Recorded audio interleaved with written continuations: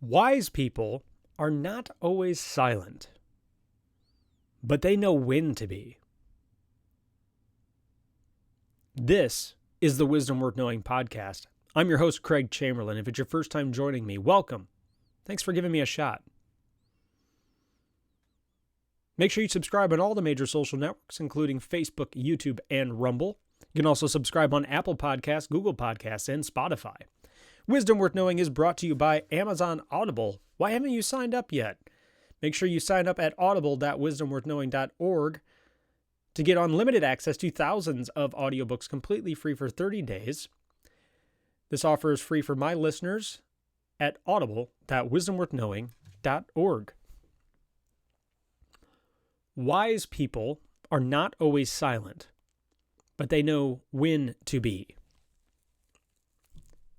To avoid the obvious self-conviction here of me being a wise person, I don't necessarily consider myself wise. I try to keep a constant state of humility because I am a human being, and undoubtedly many of the things, thoughts, actions, and ideas that I communicate are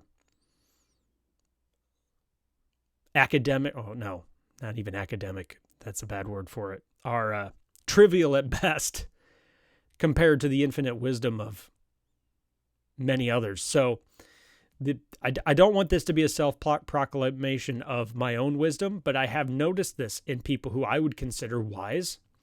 This character trait of communication. It's something I'm constantly working on. Human beings and conversations are so incredibly complex. The things we say and do are open to gross misinterpretation. We don't really know what's going through people's heads at the time. We don't know what's going through their lives at the time. We don't know their circumstances. We don't know where they come from. We don't know where they're going. We don't know where they are now. Even the people we think we know the best, we do not know them. Really? We don't know their hearts. We don't know their secret desires. We don't know their secret flaws. We don't know the skeletons in their closet. There's so many things we don't know. I am probably at my best and at my wisest when I'm most aware of this. When I'm most aware of my limitations and my limited knowledge. This is when I'm most likely to say or not say the right thing. I don't know what it is about. I think it might be just our egos or it might be our pride. We definitely want to slip into this we got it all figured out mentality. And we want to be super quick to give advice. Very few of us are super quick to take it.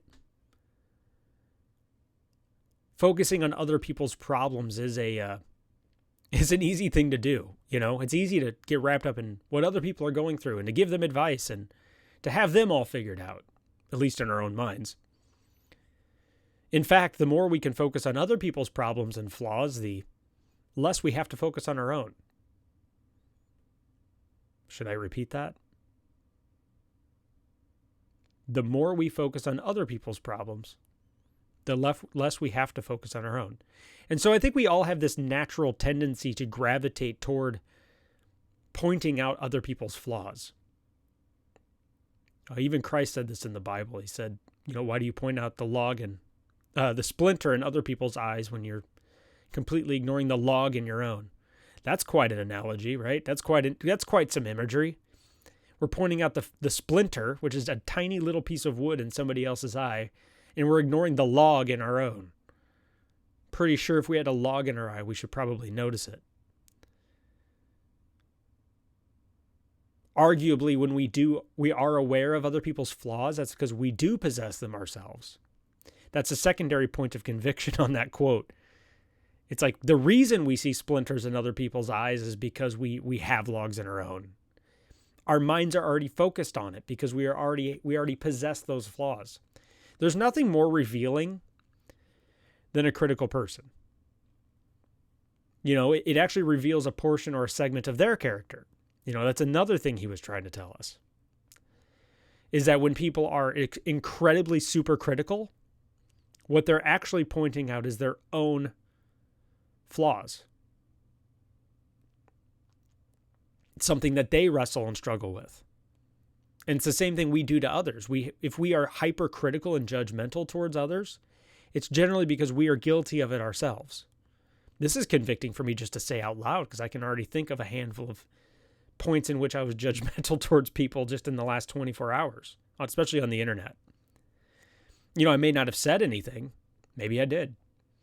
But even then, the reason I did and the reason I saw those flaws was because I have them. That's a terrifying prospect when you sit down and think about it. I think the more aware we become of our own self-insufficiency, the easier being silent becomes. But wise people are not always silent. Just like this quote says, they are not always silent. We can get to a point of quote unquote humility or self-reflection so severe that we don't offer our advice and wisdom to others, which is also not good. We need to be willing to share and express the truth when it's appropriate, when it creates or generates an opportunity of growth. Because there is another quote that says, as iron sharpens iron, this is another biblical quote, so when one man sharpens another.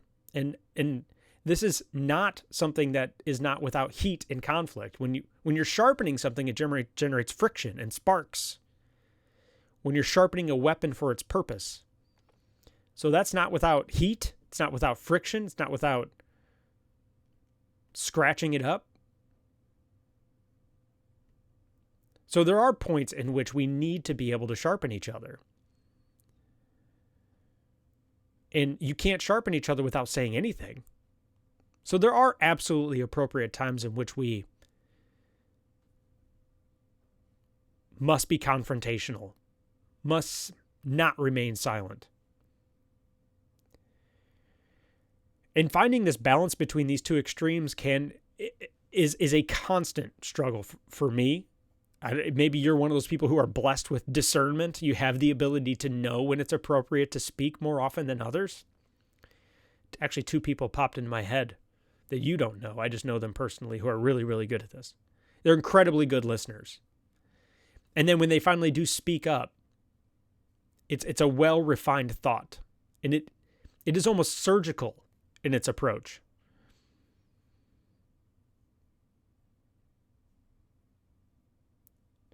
We have to be quick to listen, but slow to speak.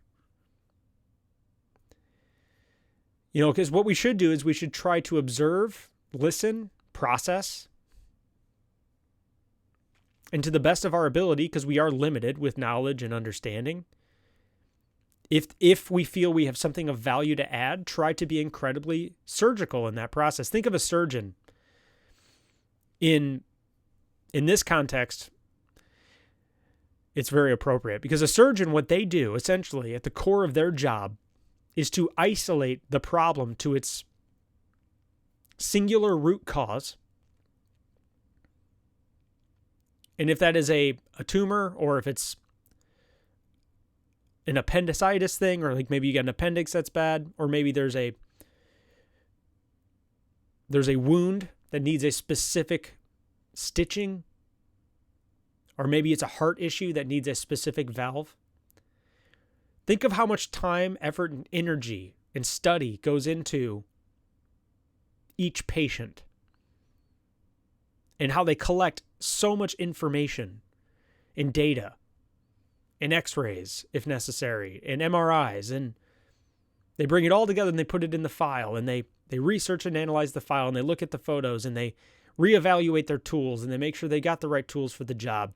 All of this for what? A 1 or 2 hour, in many cases, procedure. A decade of education, years of experience, hordes of data, so that they can make a 1 hour or 2 hour, of course, more advanced surgeries require more than that, procedure. And the point of all that study and all that preparation is so that they can be surgical and only cut out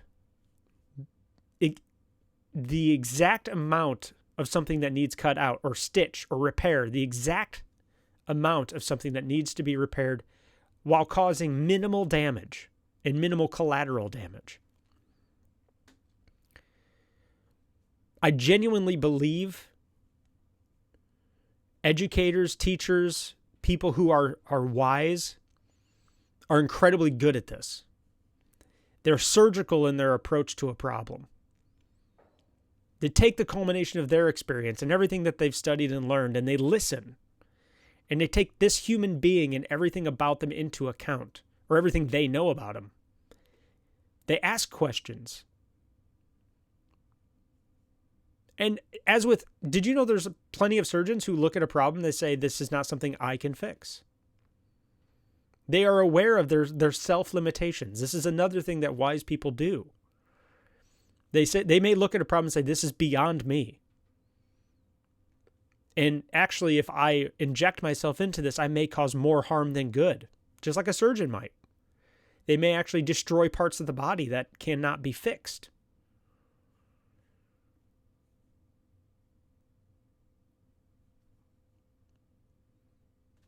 Surgeons have humility, at least with their jobs. They know when the problem is beyond them. Before we unpack this a little bit more, Wisdom Worth Knowing is brought to you by Amazon Audible. If you're like me and you love reading but don't have the time, Audible audiobooks may be the perfect solution for you. With Audible, listening is the new reading. You can pop in your earbuds and discover that next exciting adventure, or expand your knowledge from any PC, Mac, Android, Alexa, or Apple device.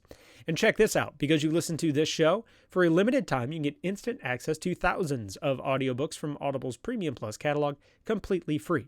Just visit audible.wisdomworthknowing.org right now and take advantage of a free 30-day trial. That's right, for 30 days, you'll get full access to Audible's Premium Plus catalog, as well as an additional free title of your choosing. If you discover audiobooks aren't for you, no problem. You can cancel instantly online. You'll never be charged a penny. That's it. It's that simple. 2 years ago, audiobooks began to change my life, and they may change yours too. So pause this podcast and head over to Audible for this offer for my listeners. That's audible.wisdomworthknowing.org. And sign up right now. So this analogy of the surgeon is something I try to constantly remind myself of, because we are so quick to give advice, and in many cases, it's just not appropriate. Did you know that most people can figure out problems on their own? They have brains. Sometimes the best place you can be is you can be in that position where you just ask questions. I cannot tell you the number of problems I've seen people solve just simply by asking questions. My favorite thing to do, and I can't remember what book I read this in, because it definitely came from a book. It was not my idea. And I do know that Christ did this a lot in the Bible. And of course, I think he was the ultimate teacher. But is to ask empowering questions. So for example, maybe you don't know what to do in a situation because you understand the complexity of this. But you can ask people questions so that they can navigate it. Because believe it or not, they know their situation better than you do in most cases. They know all the variables, or at least most of the variables surrounding it. And so you can ask questions like, tell me more about that. Oh no, what are you going to do about that?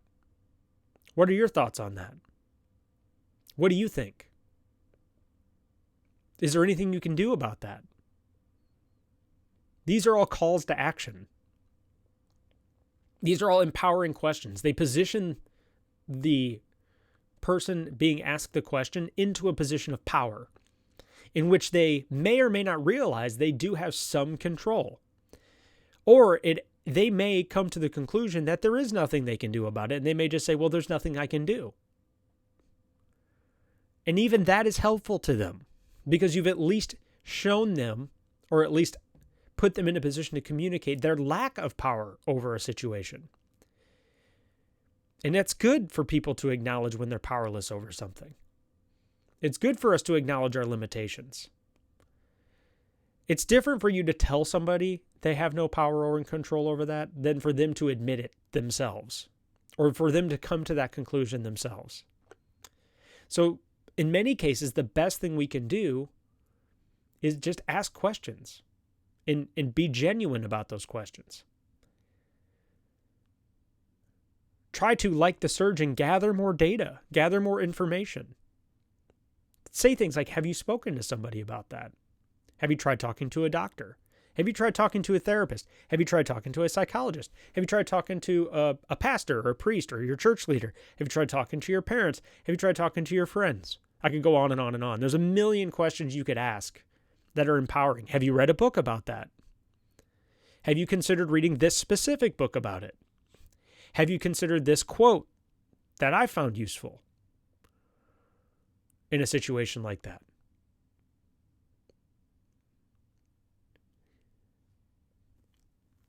Putting people into a position of power also puts you into a position of humility in which you are not judging them and you're not even opening yourself up to the potential of being, of course, unless your questions are sarcastic and rhetorical, you're putting yourself into a position of being useful.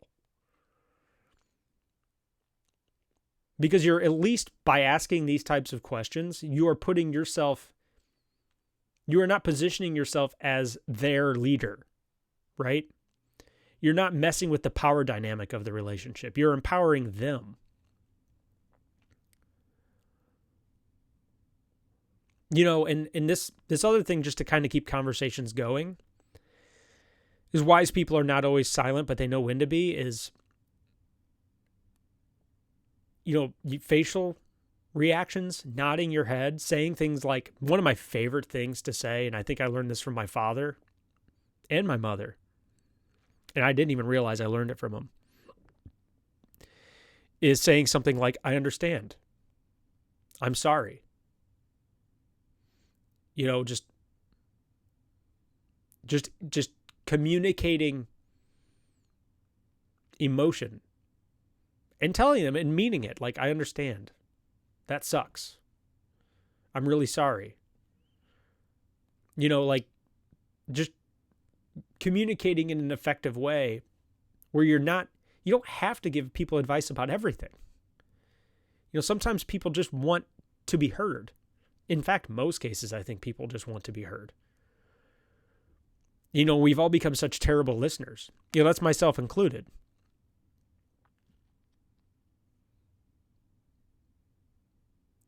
So we do need to learn this discernment thing, and I think it's a skill we can all acquire. But we also need to be able to show our teeth when it's appropriate. So I do kind of want to take the last part of this podcast and talk about that, because we don't necessarily have a conflict or an aggression problem in our culture right now. I think our biggest problem is we do not set healthy boundaries and we do not push back. We are so laser focused on people's self-esteem and their feelings that we are not useful. And there are absolutely appropriate times in which we should not stay silent. If we are in a situation where we are in an emotionally abusive relationship, or people are being toxic toward us and they're exploiting or manipulating us, we absolutely need to set boundaries and communicate. We need to be able to be aggressive as well. So that's the second part of this quote. Wise people are not always silent, but they know when to be, which means we also when not to be. So if we want to be a wise person, we do need to be shrewd. And sometimes, like a serpent, we need to be able to bite. Maybe not poison them, but we need to be able to know when to bite back. Actually, a more appropriate term on this was by Jordan Peterson in his chapter, Always Tell the Truth, is we need to be able to show our teeth. If we are at a point of conflict with somebody, we need to know that they need to know that we are willing to be aggressive. And I don't mean hitting them, but I mean, you're not going to tolerate being walked over. You're not going to tolerate being pushed around. You're not going to tolerate being abused emotionally, or definitely not physically. So just like a surgeon, you need to be able to say vicious things from time to time to put people in line. This is absolutely appropriate from time to time. Now, granted, you need to do it with extreme humility. This shouldn't be our go-to move. A couple books on this subject are Crucial Confrontations, Crucial Accountability. I don't remember the name of the author of those specifically. It was multiple authors. Boundaries by Dr. Henry Cloud, which I'm going to recommend probably every video. That book was incredibly eye-opening for me. If you really struggle with this bailing people out because of their self-esteem and their emotions, definitely check out the book Codependent No More. You're probably codependent or you suffer with a degree of codependency, which is an improper power dynamic in a relationship. Relationship should be a combination of two individuals who are responsible for themselves. And the degree in which we are helpful to others should be a mutual bartering, in which it's a helping of one another out of mutual respect, not out of a master-slave relationship or a strong-weak relationship. That is an improper power dynamic. So make sure you check out Codependent No More if you're finding yourself in multiple relationships in which you're in an unhealthy power dynamic, in which you are a rescuer and a victim all the time. Because I hate to tell you, but you're probably half the problem. In most cases in which I had this improper power dynamic, I was half the problem because I was not being honest and I was not setting healthy boundaries. Keep Your Love On by Danny Silk, another fantastic book on this subject. I think that one's Christian as well. So if you are considering yourself a Christian, that's a great book for that. It's about being lovingly accountable to others and having mutual love and respect for each other to the point of holding each other accountable in a proper way. These are excellent tools for knowing when to show your teeth and be more aggressive and push back. Because wise people, we're not just supposed to be sitting around being walked over all the time and silently oppressed. There are grifters, exploiters, psychopaths, lunatics. They exist in the world. Criminals who will take advantage of good-natured people. I don't know if anybody's ever told you this, but there's plenty of them out there, and they will do it. They will take advantage of you. So we need to be emotionally equipped to know when to be aggressive, to be able to spot a threat, and to be able to defend ourselves spiritually, emotionally, or our loved ones spiritually and emotionally from these types of people. To pretend that everybody is properly motivated and has good motives all the time is just pure naivete. Having trouble pronouncing that one. It's just naive. How about that?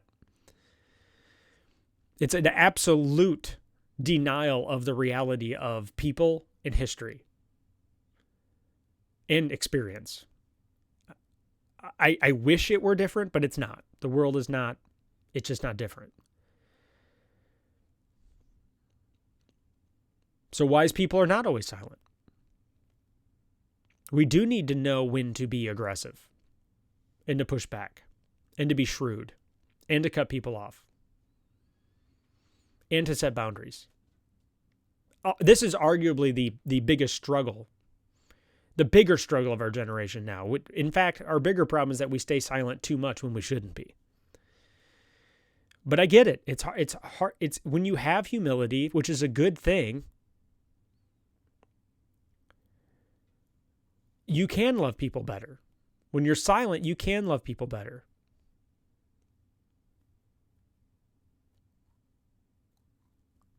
But we also need to know when not to be. Too much of this is a bad thing. As like anything else I talk about in my show, if you take any one thing to any possible extreme, it can become the ultimate evil. You know, ultimate empathy has no accountability.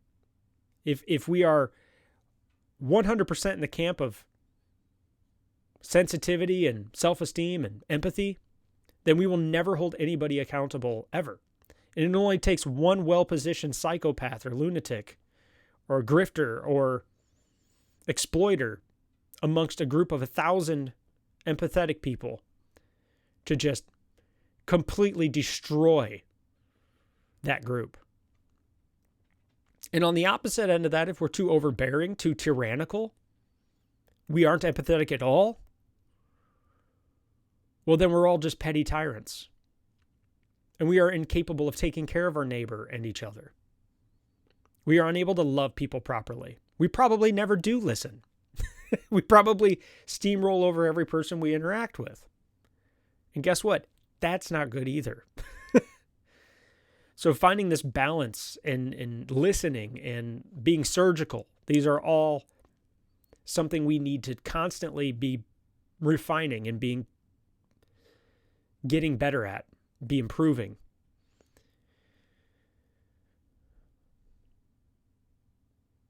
As with anything else, life is a dichotomy of extremes. And we have to find out what we're good at and what we're not, and find that balance in between. This has been the Wisdom Worth Knowing podcast. I'm your host, Craig Chamberlain. I want to thank you for stopping by and listening to this podcast today. I hope you found some value in it. Before you go, please like, share, and subscribe. Leave comments as well on your favorite social network. We are on YouTube, Facebook, and Rumble. That helps feed the algorithms to help the show grow. Also, please leave a review on Apple Podcasts, Google Podcasts, and Spotify. Subscribe there as well.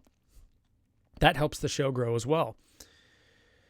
Make sure you stop by the website at wisdomworthknowing.org where you can listen to the show, connect to the show, donate to the show. You can also check out Audible, where listening is the new reading. My listeners get unlimited access to thousands of audiobooks completely free for 30 days.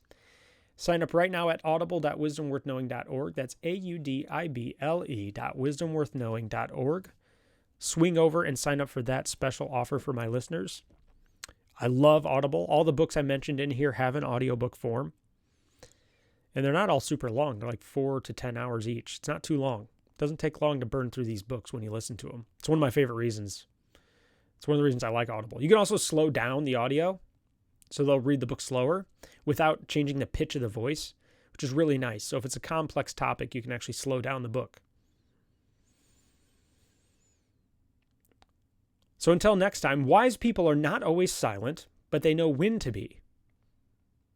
Let's work on being the best version of ourselves we can today, because as always, that's all we can do. Thanks for stopping by. I will see you all tomorrow.